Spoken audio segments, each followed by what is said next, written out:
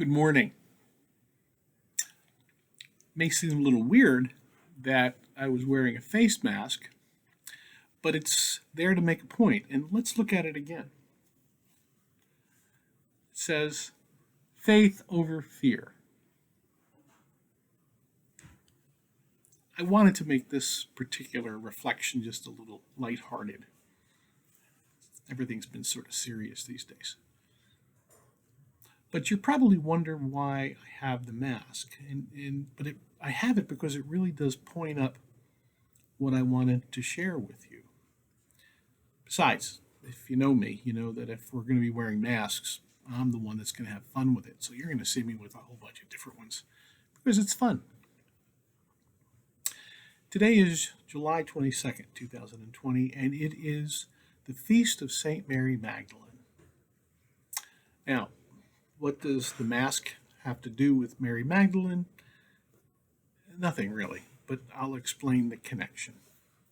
Mary Magdalene was an incredible woman of her time, and really of our time as well. She's a woman who suffered an awful lot before she met Jesus. And she did some suffering after she met Jesus, but in a totally different way.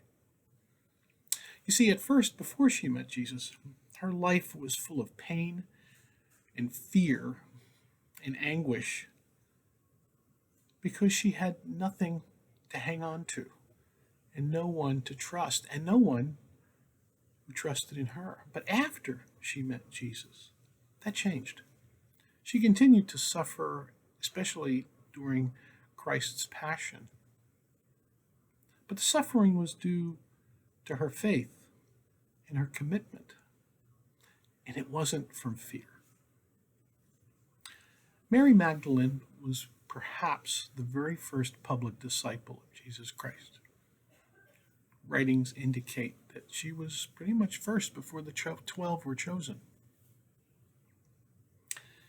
And she's also one of the few women in Scripture, maybe the only one in the Gospels, that stands on her own.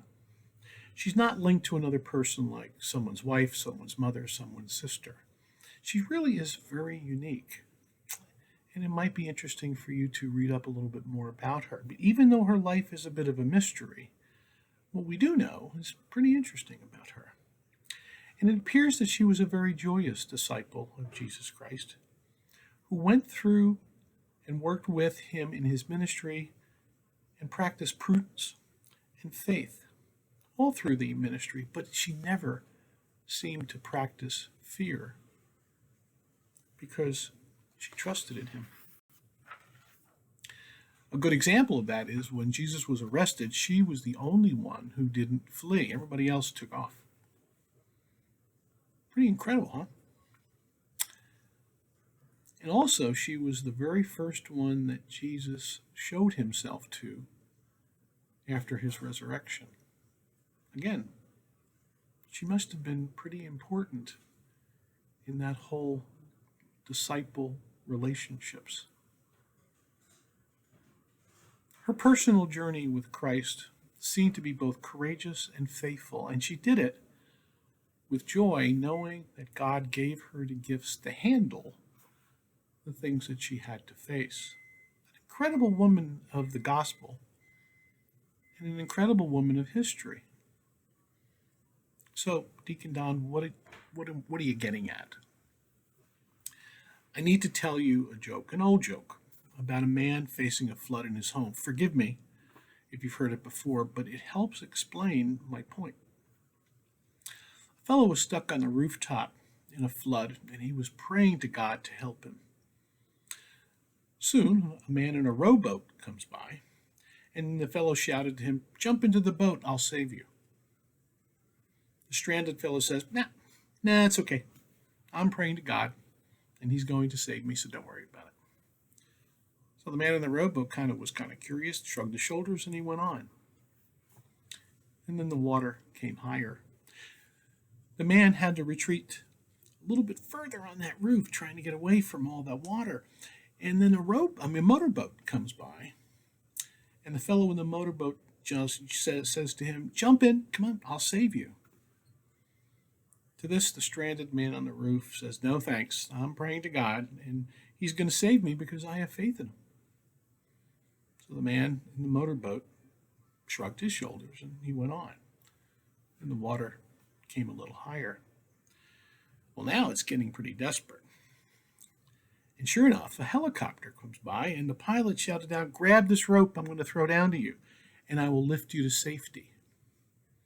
To this, the stranded man said once again, "No thanks. I'm praying to God, and He's going to save me because I have faith." With this, the pilot in the helicopter reluctantly flew away. Soon, the water rose above the rooftop, and the man unfortunately drowned. He went to heaven, and he finally got his chance to discuss this whole situation with God, at which point he said to God, he said, "Look, I had faith in you, and you didn't save me. You let me drown, so I just don't understand why." To this, God replied, perhaps with a smile, and said, "My friend, I sent you a rowboat, a motorboat, and a helicopter. So what more do you expect?" So back to my mask. Whatever you feel personally about using a mask is up to you, and I'm not going to preach to you about it. We don't need to. Many professionals are already doing that.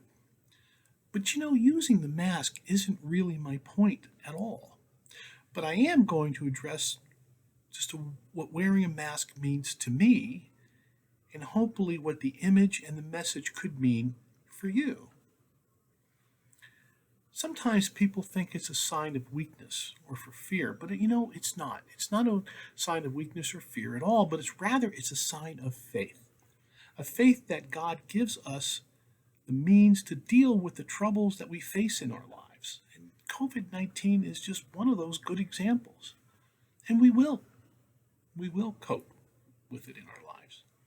You see, God asks us to have faith in Him and feel the hope that trust brings. But that doesn't mean we're asked not to be prudent in how we handle our life. That doesn't mean we don't have responsibility of making the right choices. Faith helps us with those choices. Sisters and brothers, none of us need to cower in fear these days. None of us need to do that. I don't, even though, like many of you, I am in a high-risk category, but I choose to enjoy the knowledge that God gives us the means and the ability and the gifts to solve our problems, and that gives me hope. Mary Magdalene had a difficult life, no question. But she did it in hope and faith and not in fear. She faced it courageously.